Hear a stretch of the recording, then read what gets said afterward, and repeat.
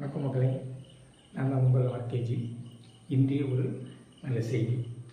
அது என்ன செய்தி அப்படின்னம்னா, காலை எழுந்திரிச்சு எல்லோரும் காலை வணக்கம் சொல்லுவோம், நன்றி அப்படின்னு சொல்லுவோம்.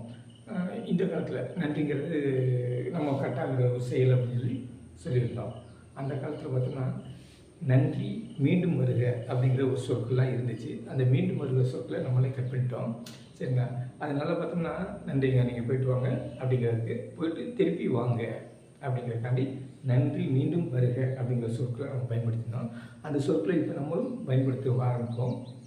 பயன்படுத்தும் பொழுது நம்மளுடைய பாஷங்கள் நிறையா அதில் கிடைக்க ஆரம்பிக்கிது, சரிங்களா? அதே மாதிரி அந்த காலத்தில் பார்த்தோம்னா பணம் கொடுக்குற முதலாளி கொடுக்கப்படும் பொழுது, எப்போ நீங்கள் நீடு வாழணும், உடல்நலம் குறைவாக இல்லாமல் மிகவும் மகிழ்ச்சிகரமாகவும் நோயற்ற வாழ்வாகவும் செல்வதராகவும் வாழணும் அப்படின்னு சொல்லி பிரியப்பட்டு வாழ்த்தி கொடுப்பார். அதேமாதிரி அவங்க என்ன செய்வாங்க, தொழிலாளிகள் பணம் வாங்கப்படும் பொழுது, சம்பளத்தை வாங்கப்படும் பொழுது, ஐயா எஜமானி சாமி கும்பிட்டு கொடுங்க அப்படின்வாங்க. அப்போ அந்த பணத்தினுடைய தன்மைகள் நிறைய இருந்தது. அதனால் எந்த மக்களுக்குமே அந்த பணப்பிரச்சனைங்கிறதே இல்லை. மன மகிழ்வுடன் வேலை பார்த்தாங்க, மன மகிழ்வுடன் அந்த எஜமானர்கள் சம்பளத்தை கொடுத்தாங்க.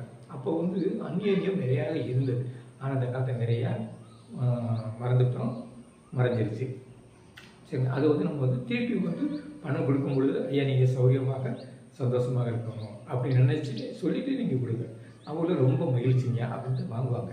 அதே மாதிரி கிளம்பும்போது ஐயா நன்றி மீண்டும் வருக அப்படிங்கிற ஒரு வார்த்தையை நம்ம திரும்பவும் அந்த பழைய வார்த்தையை புதுசாக பயன்படுத்துவோம் நம்ம அனைவரும், சரிங்களா?